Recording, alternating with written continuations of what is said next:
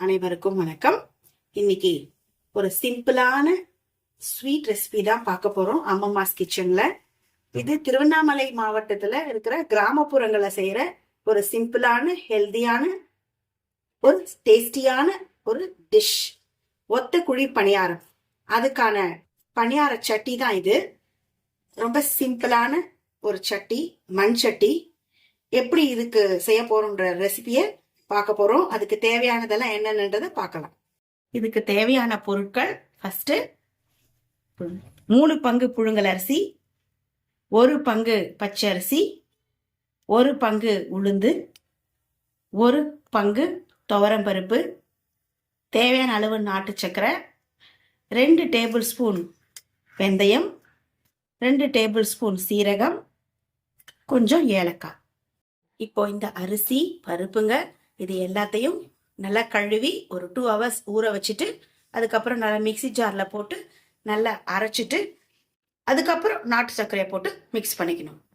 2 மணி நேரம் ஊற வச்சதுக்கப்புறம் மிக்சி ஜாரில் அரிசி பருப்பு எல்லாத்தையும் போட்டு அரைச்சி, ஏலக்காயோடு சேர்த்து அரைச்சி சால்ட் போட்டு வச்சுருக்கோம்.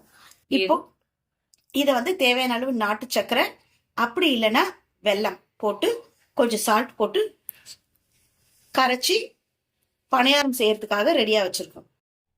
இப்போ இந்த பணியார சட்டியை ப்ரீ ஹீட் பண்ணி ஆயில் ஊற்றி ரெடியா வச்சிருக்கோம். நல்லா ஹீட் ஆயிடுச்சு. இப்போ பணியாரம் ஊத்த ரெடியா இருக்கு, ஊத்தலாம்.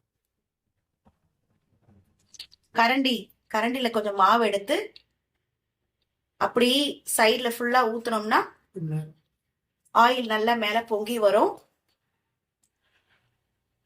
கொஞ்சம் ஹீட் ஆனதுக்கு அப்புறம் அந்த பணியாரம் லைட்டா மேல எழுந்து நிற்கும். அப்ப நாம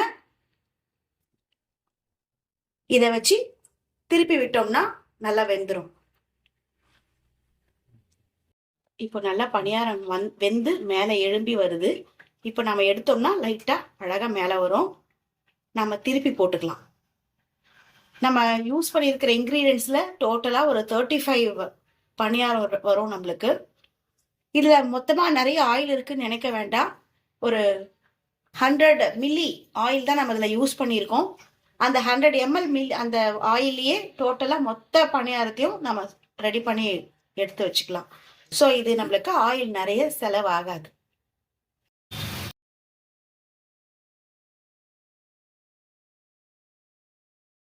இப்போ நம்மளுக்கு ஒத்தக்குழி பணியாரம் ரெடியாக இருக்கு. இது பார்க்க ரொம்ப கிறிஸ்பியாக தெரியும். ஓப்பன் பண்ணோம்னா வெளியில் ரொம்ப கிறிஸ்பியாகவும் உள்ள நல்லா சாஃப்டாகவும் இருக்கும். ரொம்ப டேஸ்டியான சிம்பிளான ஹெல்தியான ஒரு டிஷ்ஷு. குழந்தைங்களுக்கும் பெரியவங்களுக்கும் ரொம்ப பிடிச்ச டிஷ்ஷாக இருக்கும். இது நம்ம வீட்டில் இருக்கிற இன்க்ரீடியன்ஸை வச்சே யூஸ் பண்ணி செய்கிற ஒரு சிம்பிளான டிஷ். நான் இன்னைக்கு ரேஷன் பச்சரிசி, ரேஷன் புழுங்கல் அரிசி தான் யூஸ் பண்ணியிருக்கேன். நமக்கு வேணும்னா இட்லி அரிசியும் சேர்த்து நாம் இதை செஞ்சுக்கலாம். இந்த ஸ்வீட் ரெசிபி செஞ்ச இதே மாவுல சுகர் பேஷண்ட்ஸ் இருந்தாங்கன்னா நம்ம கார குழி உருண்டையாகவும் இதை நம்ம செய்யலாம். இதை அடுத்த வீடியோல நான் உங்களுக்கு காட்டுறேன்.